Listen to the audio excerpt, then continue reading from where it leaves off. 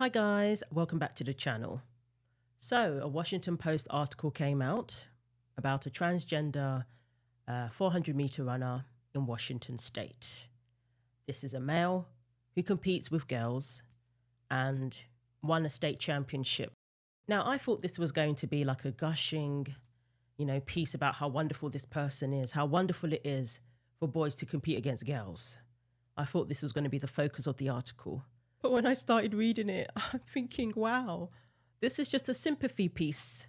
The whole article is written to garner sympathy for the male who wants to compete in the wrong category, who wants the special privilege of being allowed to compete, being allowed to win. All it is to gain sympathy for this person and then to demonize the girls who complain about having to compete against boys, to demonize the girl who had the state championship stolen from her. Yes, stolen. It's not balanced at all. And it's full of assumptions. This person comes from a small city in Washington. Let me give you some examples of the sympathy. So this is how it starts. Veronica Garcia woke up, as she always did, on the floor. Her head hurt, her stomach cramped with hunger. It was the morning of her first race of the season, and she had longed the night before to carbo load with Olive Garden breadsticks, but her family didn't have money for that. Instead, the 17-year-old had cooked the only substitute she could find, a quarter pack of spaghetti with no sauce. She nudged her school-issued laptop, make sure you realize it's school-issued, awake and searched. Washington State transgender athlete. The TV station was reporting that a school district 2 hours south had filed an urgent complaint asking President Donald Trump to keep Veronica off the track. Again, this is what they always go to. People who object to males competing against girls just don't want them to compete at all. We don't want them to participate in sports. No, nobody's stopping anybody from competing if that's what they want to do. The only thing that stops you is whether or not you qualify.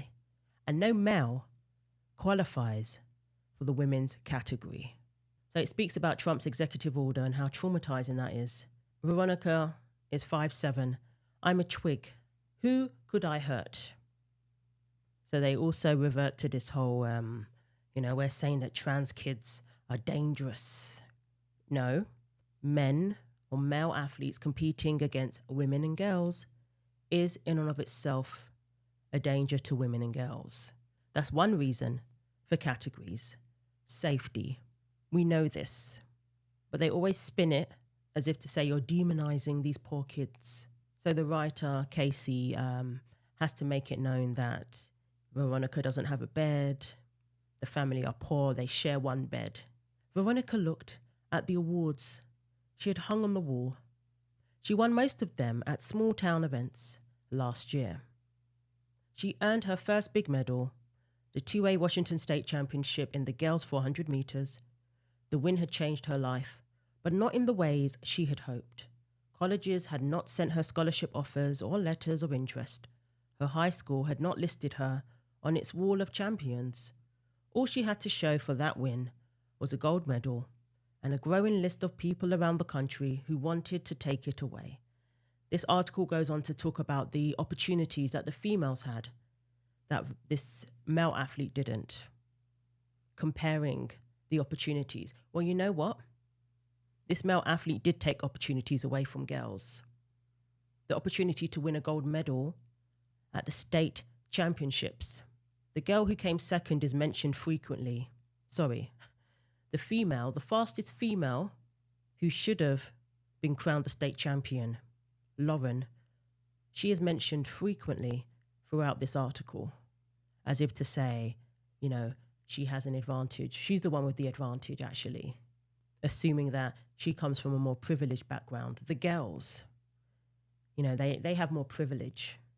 Those are assumptions being made there, and it's basically trying to paint this person out to be the bigger victim, the real victim in this whole situation, the male athlete, because this male athlete is poor, had a difficult upbringing, whereas the girls come from two-parent households. And, they have all these college opportunities. Well, what isn't mentioned is the opportunities that were taken from them because they didn't have state champion on their application. They had runner-up.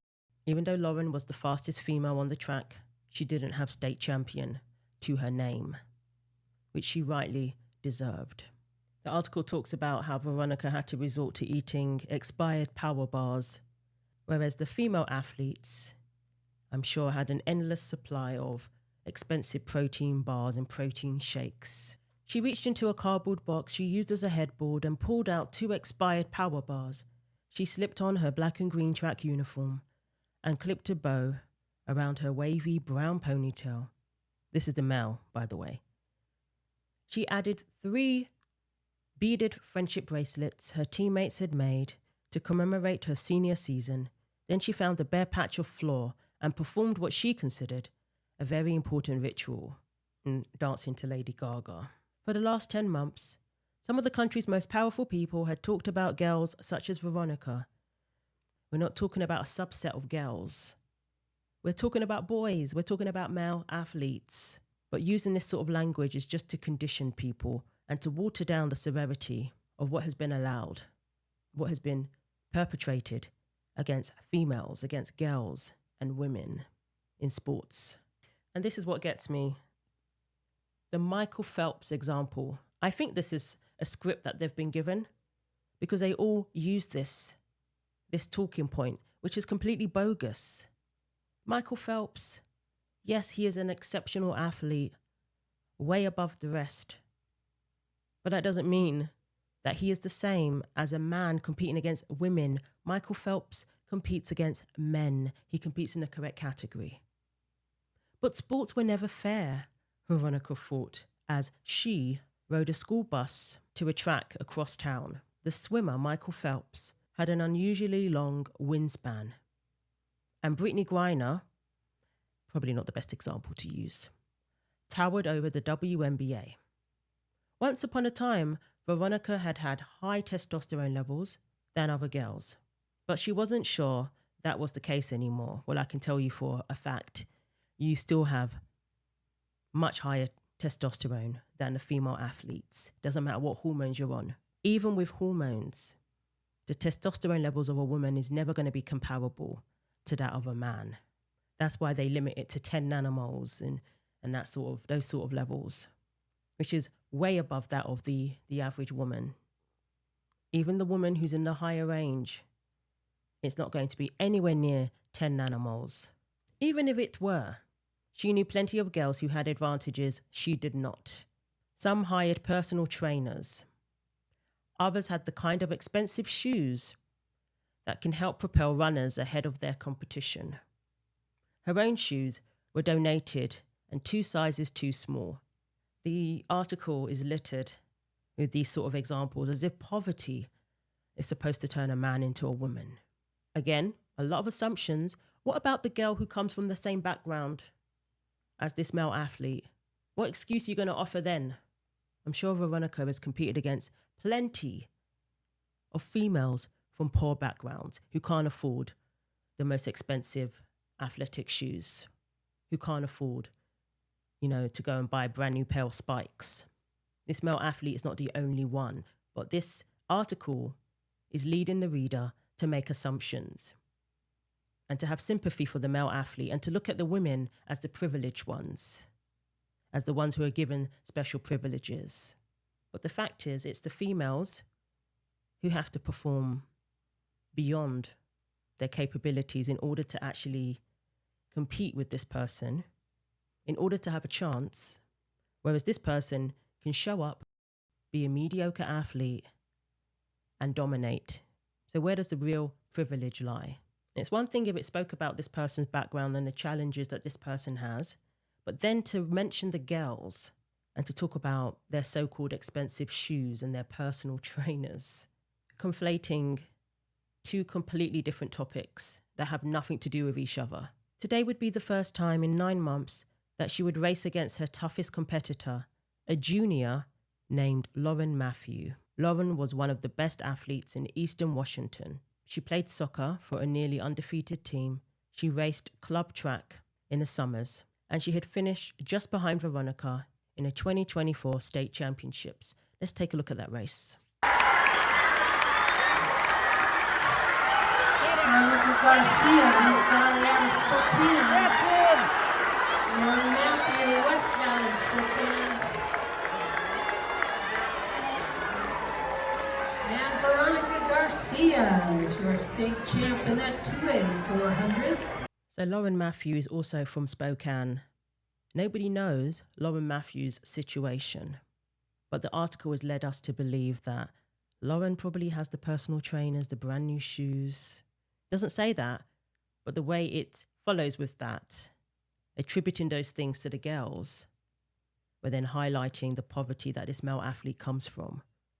We're supposed to have sympathy for the male athlete who clearly does have an advantage, and not the Michael Phelps advantage either, an exceptional athlete. No, this is somebody who has the advantage just for being male. As if a second in a sprint is a small thing.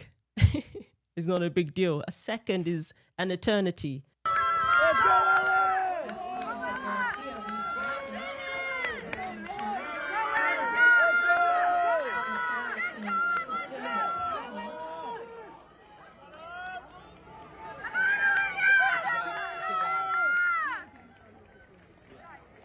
Now, the writer of this article is a trans activist. There are some rumors going around saying that this person is transgender. Casey, I don't believe that's the case.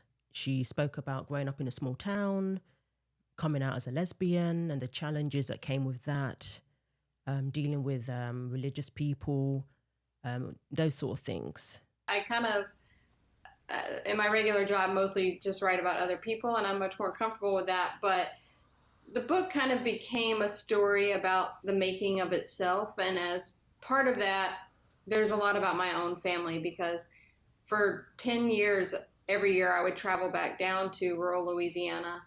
And in doing so, I would spend a lot of time with my family. And after I graduated college, I really kind of fled the South, mostly because I was gay and felt really persecuted down there. And I had really lost touch with a lot of my family. And so going back to report this story kind of threw us all together again. So the book is about all of that personal stuff that comes up while I'm reporting. So this person does have sympathy for the male athlete and doesn't appear to have given a second thought to the girls, to the females.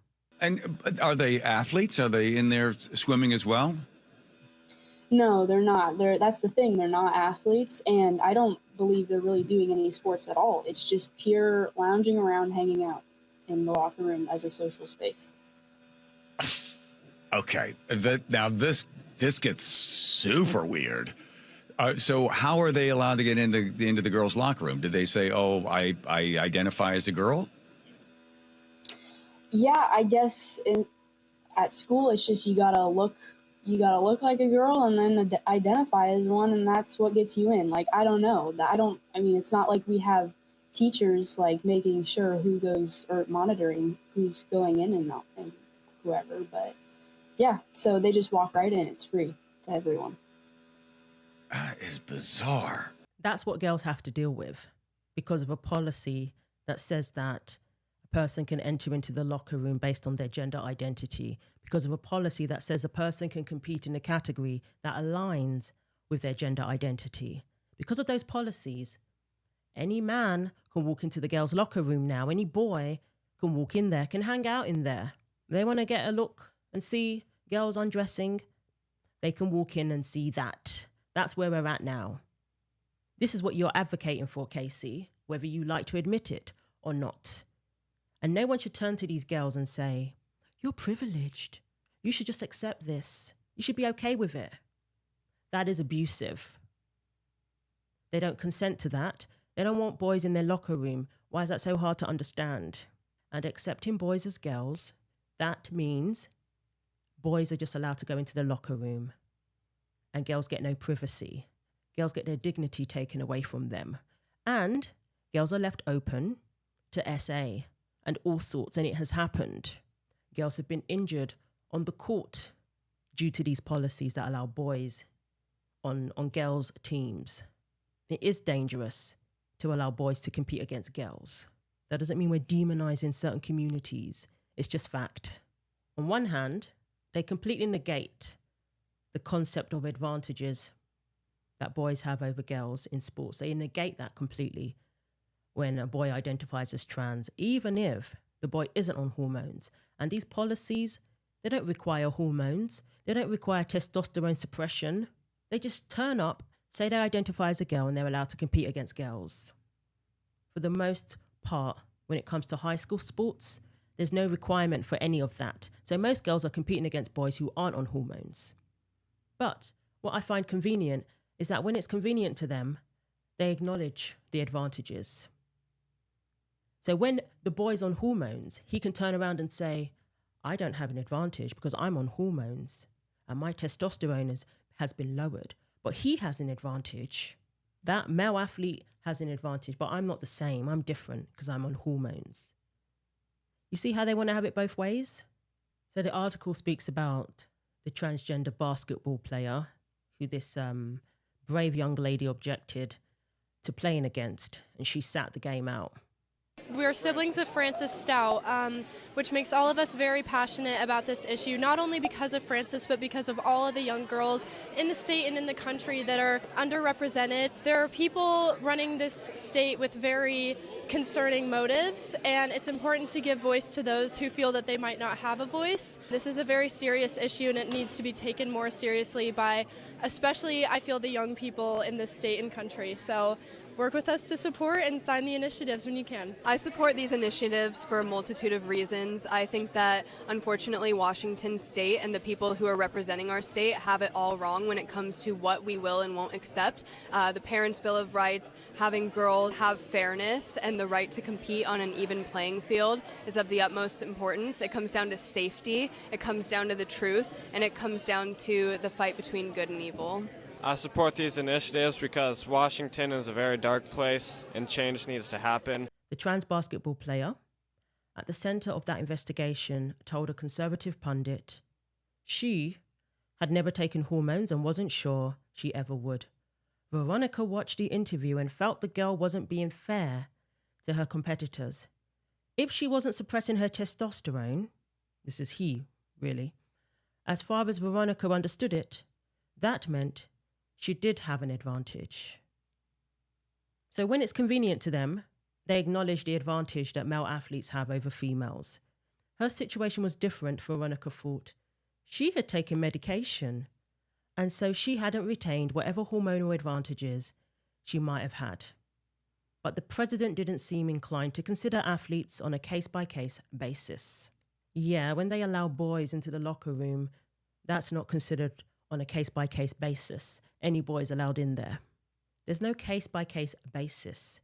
The only basis that needs to be considered is whether one is male or female. That's it.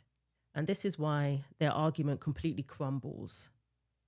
First, we go from there's no advantage because somebody identifies as transgender. This is a trans girl. Then they acknowledge the advantage when they think they have the upper hand or the moral high ground because they're on hormones. Nope. We know that studies have shown that males still retain an advantage over females in sports, even when they're on hormones. And we know that male and females are more than just hormones. Hormonal advantage, okay. What about the bone density advantage? What about the muscle mass advantage? What about the grip strength advantage? All of these things are not negated because a male athlete, is on hormones. Again, talking about advantages, I get so sick of it because at the end of the day, female categories are for females. And that's where it should begin and end when we're talking about these issues. There's no case-by-case basis. We don't get a boy who is a girl because he's on hormones and a boy who is still a boy and still has advantages because he is not. Both are still male. Nobody has successfully in the history of mankind changed their sex. Or change their gender, actually, because sex and gender are the same. But that's another debate. Because they don't have a scientific argument, a scientific justification to allow this, they don't have a leg to stand on, basically, and they know it. They're now going down the path of just feel sorry for the person and let them compete because they've had a difficult upbringing or they have challenges. Garcia won because he's a man. Testosterone is a performance-enhancing drug. Hope this helps. This boy lives in a studio apartment with his mum and sister, absent dad, not enough to eat, isolated, no bed. When he told his doctor he felt anxious about his lack of facial hair, the doctor suggested he was trans. Now he's on hormones and blockers that are presumably destroying his health. When it comes to boys playing girl sports, adults are the villains. Doctors, lawyers, journalists, Democrats, coaches, therapists. When the Washington Post says Veronica Garcia is a transgender athlete, what they mean is that he is a boy. They really want you to think he is a kind of girl. They really want you to think this is complicated. It isn't. Boys aren't girls. No boy has ever become a girl, ever. We're all just being gaslit. It's that simple. So, a mediocre male runner cheated and deprived female athletes of legitimate wins, but he's the real victim. That is lane 4. Veronica Garcia with a comfortable lead. In lane 5, Dodo trying to finish second there. Superintendent Chris Reichtel, you have said that Washington Public Schools must provide a safe and non-discriminatory environment for all students so that all students can thrive. Chris Reichtel, I need you to hear this clearly. We are not thriving with boys in our locker rooms or with boys in our sports. When you say all students, it seems you have forgotten that all includes biological girls as well.